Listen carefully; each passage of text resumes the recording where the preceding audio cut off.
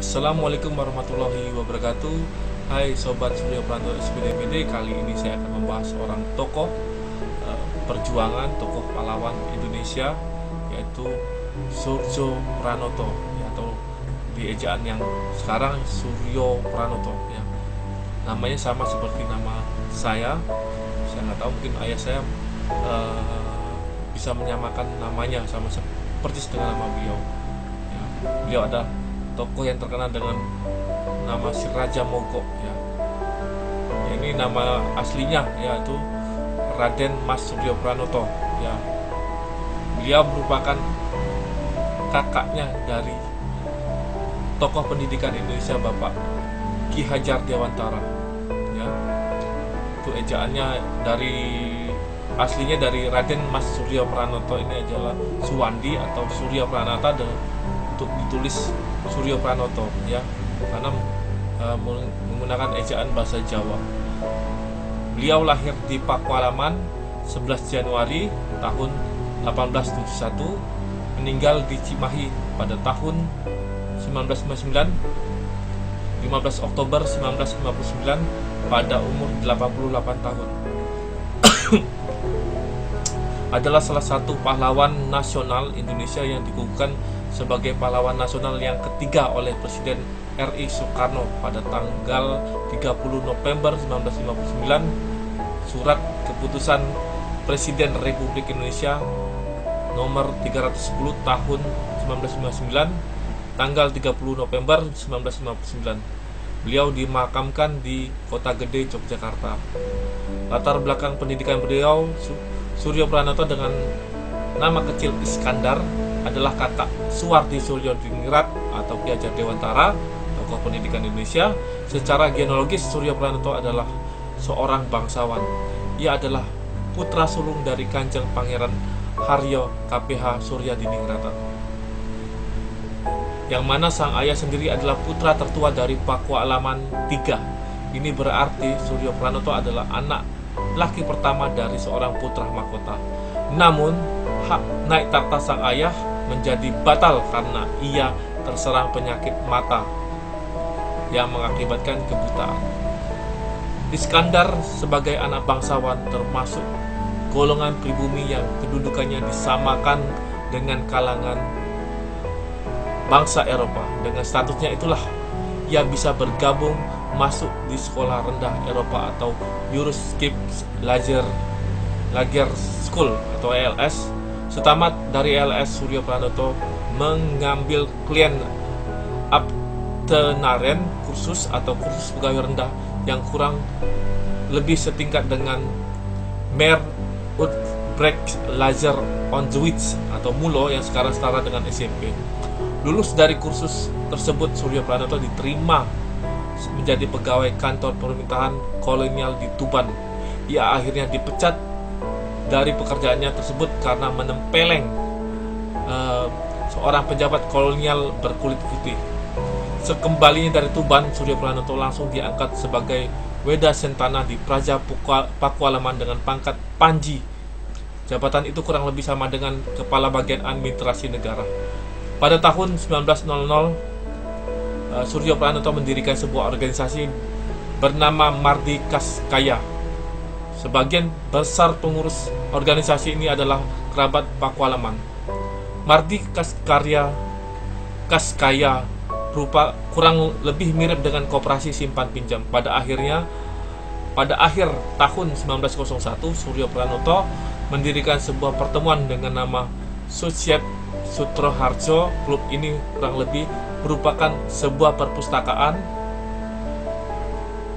ya, yang sangat sederhana. Dalam klub ini orang-orang bisa membaca berbagai bacaan seperti surat kabar dan majalah. Sehubungan dengan keberadaan Mardikaskaya, ruang gerak rentenir semakin berkurang. Mereka sering menemui umpatan dan cacian ketika keluar masuk kampung-kampung. Akibatnya konflik terbuka sering terjadi. Insiden-insiden tersebut dianggap oleh pejabat kolonial sebagai gangguan ketertiban umum karena keberadaan Mardikaskaya dengan Suryo Pranoto sebagai pendirinya. Oleh karena itu, adalah pejabat kolonial menyekolahkan Suryo Pranoto ke MLS atau Middelbar Landbouw School atau Sekolah Menengah Pertanian di Bogor. Nah, bagaimana kisah perjuangannya?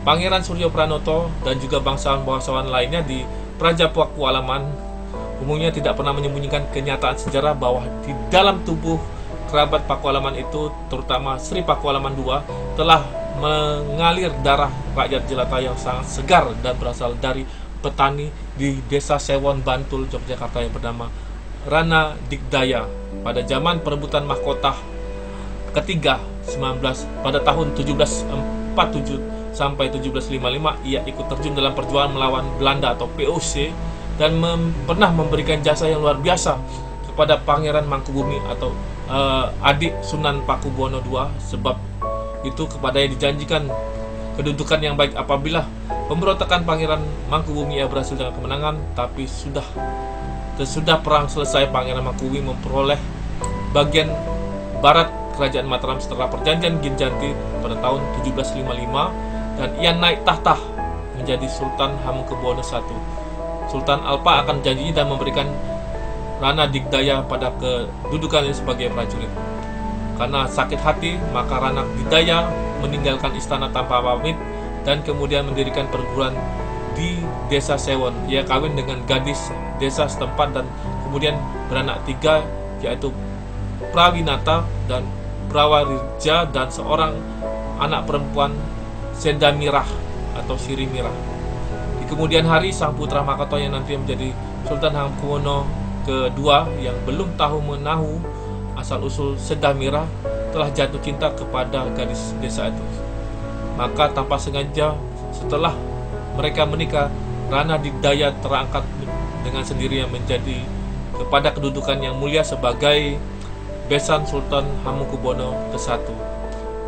Ketika Sultan pertama mangkat pada tahun 1792, putra Makota segera naik tahta menjadi Sultan Hamengkubuwono II, dan Sendamirah diangkat menjadi permaisuri bergelar Gusti Kanjeng Ratu Kencana Wulan.